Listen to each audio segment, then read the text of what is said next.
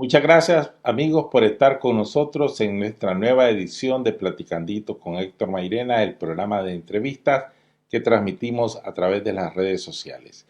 El día de hoy estaremos conversando con María Luisa Acosta, abogada, defensora de los derechos humanos y de los derechos de las comunidades indígenas y afrodescendientes de la costa del Caribe nicaragüense. Vamos a acercarnos un poco con María Luisa a cuál es la situación que actualmente se vive allá. Bienvenida María Luisa a nuestro programa. Muchas gracias por estar con nosotros. Muchas gracias a ustedes por mostrar interés. Es importante que demos a conocer la situación de los pueblos indígenas afrodescendientes de la costa caribe de Nicaragua. Muchas gracias. María Luisa, permítame en primer lugar una pregunta alrededor de una tragedia personal que usted vivió hace 18 años, pero que tiene que ver con la defensa de los recursos naturales del Caribe. Su esposo Francisco García fue asesinado y este asesinato está asociado, en su opinión, a la defensa de los recursos naturales y particularmente de los cayos del Caribe que usted ha hecho a través de varios años. ¿Cuál es la situación actual de este caso que a 18 años se mantiene en la impunidad? Bueno, hemos llevado el caso a la Corte Interamericana de Derechos Humanos. El caso se llama el caso Acosta y otros versus Nicaragua. Los demandantes eran mis suegros, mis hijos y yo, y hemos obtenido una sentencia en la que, entre otras cosas, la Corte manda al Estado de Nicaragua a iniciar las investigaciones sobre el asesinato, ya que en su momento no se realizaron de la manera exhaustiva y profesional que requieren, y habiendo dos personas que han sido señaladas por mí desde el primer momento, Peter Socos y Peter Martínez, como los autores intelectuales del asesinato. Hay dos autores materiales que fueron condenados, sin embargo, falta aún la autoría intelectual. Y esto es bien importante porque en el caso jamás se investigó o se relacionó el asesinato a mis actividades como defensora de derechos humanos de los pueblos indígenas en aquella época. La Corte manda a investigar no solamente a los presuntos autores intelectuales, sino que a los jueces y magistrados que tuvieron envueltos en el caso, porque si bien es cierto que el juez de primera instancia, Julio Acuña Cambronero, dictó el sobreseimiento definitivo sin tener las bases legales para hacerlo, y que según las investigaciones del Laboratorio de Criminalística de la Policía Nacional, la pistola con la que mataron a mi esposo era de Peter Martínez Fox, y el hombre que asesinó a mi esposo es uno de los que fue condenado por eso, y era empleado de Peter Socos. Entonces, ante estas pruebas contundentes, el juez, los magistrados del Tribunal de Apelaciones y los mismos de la Corte Suprema de Justicia, que todavía son magistrados de la Corte, pues, como Albaluz Ramos, como Yadira Centeno o hasta el mismo Payo Solís, ellos no le dieron la plena investigación al caso y sostuvieron ese ilegal sobreseimiento definitivo. Entonces la Corte manda a investigar no solo a los presuntos autores intelectuales del asesinato, sino que a todos los jueces que tuvieron estuvieron involucrados en el caso y que no tuvieron la diligencia debida y que no actuaron de la manera profesional y técnica e imparcial que se requiere para un sistema judicial. Entonces el Estado se resiste a investigar a sus propios jueces, y los jueces y el sistema judicial se resiste a ser autocrítico y a auto limitarse o a autoinvestigarse. Como todos sabemos, los recursos naturales de la costa del Caribe de Nicaragua son sumamente diversos, pero además abundantes. Sin embargo, es una de las regiones más pobres, si no es acaso la más pobre del país. En los últimos años ha habido un incremento en el aprovechamiento irracional de esos recursos y los beneficios de esa explotación no llegan a los habitantes que ahí residen o que son originarios. Y además está el tema de la frontera agrícola, que es otra amenaza. ¿Cuál es la situación actual, María Luisa, alrededor de los recursos naturales de la costa del Caribe?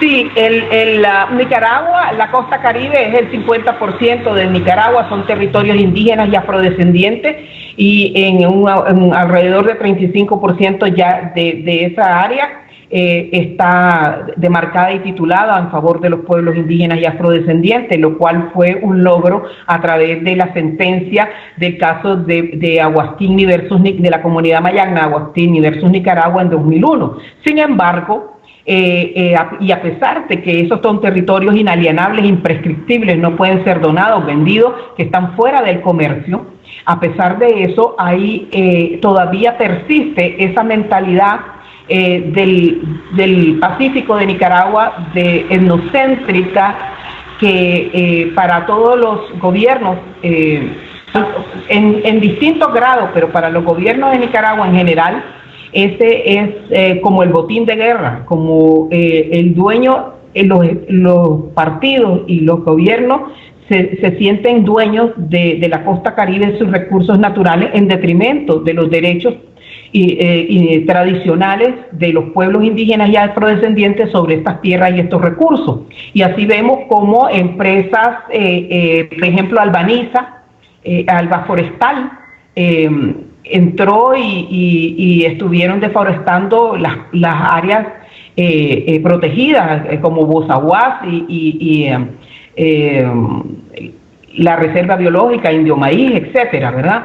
Incluso también vemos como el interés de explotar minas de oro en la Raán, con una reciente, no solo con concesiones a empresas extranjeras, pero con una reciente creación de una empresa que es estatal para explotar las minas. Están, coincidentemente, también están en esa área, siendo todas esas comunidades atacadas por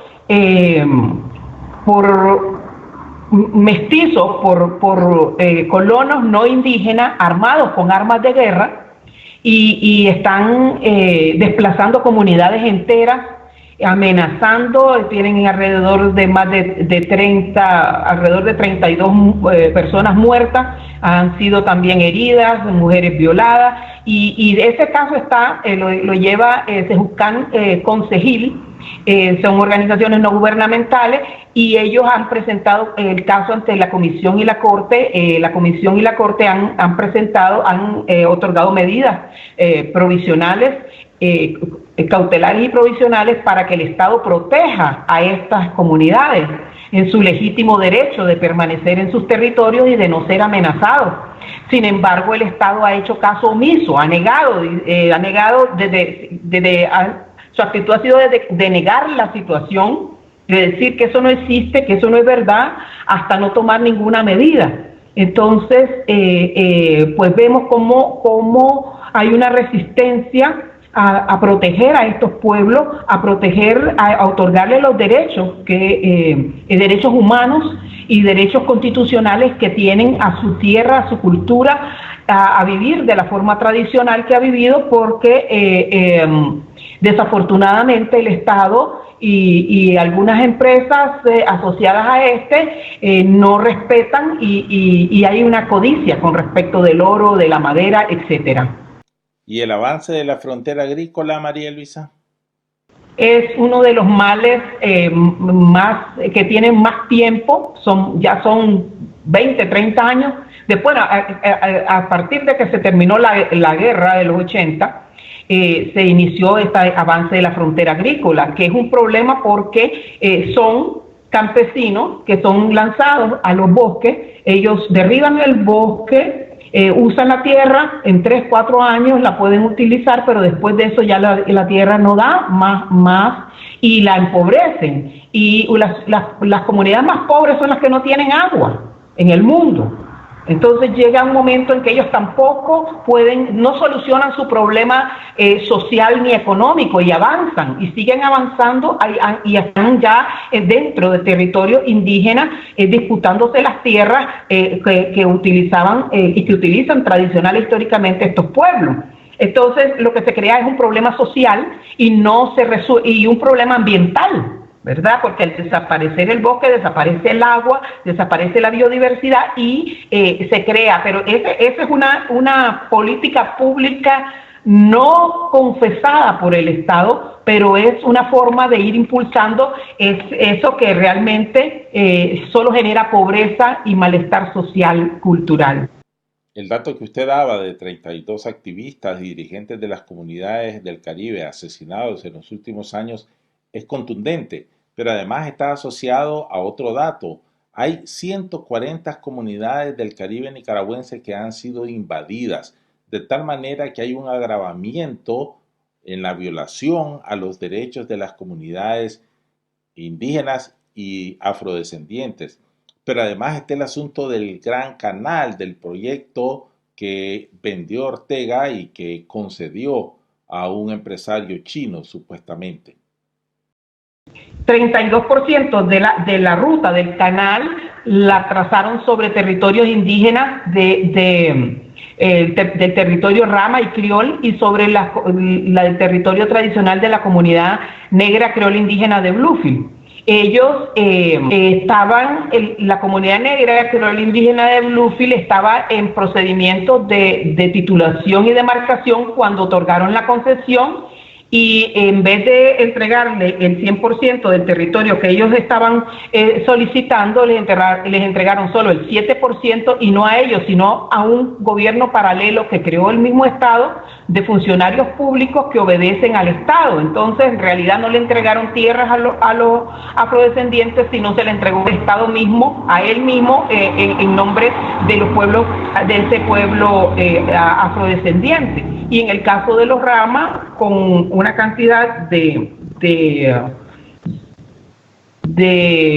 engaños y amenazas y halagos, crearon un arriendo perpetuo sobre 263 kilómetros de tierra en el corazón del territorio Rama y Criol. Eso son secuelas o son consecuencias del interés que tenía y que tiene el Estado en crear este gran canal, y por eso ese caso está en la Comisión Interamericana de Derechos Humanos, ya fue aceptado, y ese caso se inició por la falta de consulta libre, previa e informada sobre la ley que creaba la concesión, pero después de eso vino la situación de los 263 kilómetros de tierra y de solo el 7% del otorgamiento de las tierras tradicionales de la comunidad negra creol indígena de Bluefield a este gobierno paralelo, y esos son los temas que se están ventilando actualmente en la comisión. También lo de la ataques de colonos armados con armas de guerra y ante la indolencia del Estado, están ante la Comisión y la Corte con medio de medidas cautelares y medidas provisionales que estas entidades han establecido para el Estado, pero el Estado es un Estado en desacato, un Estado renuente, un Estado que no protege la tierra de la vida y la integridad y la cultura de estos pueblos, y simplemente hace la del avestruz, como que no existe, como que no pasa nada, pero sí se están ventilando internacionalmente, se dan a conocer estas medidas y se han comprobado de que estas situaciones evidentemente existen. Muchas gracias, María Luisa, por sus declaraciones. Obviamente es un tema sobre el que habrá que volver, porque en medio de la vorágine y de la profunda crisis que vive Nicaragua, muchas veces las noticias del Caribe nicaragüense pasan a un segundo plano. Muchas gracias a ustedes, amigos, por haber estado una vez más con nosotros, y les esperamos la próxima semana.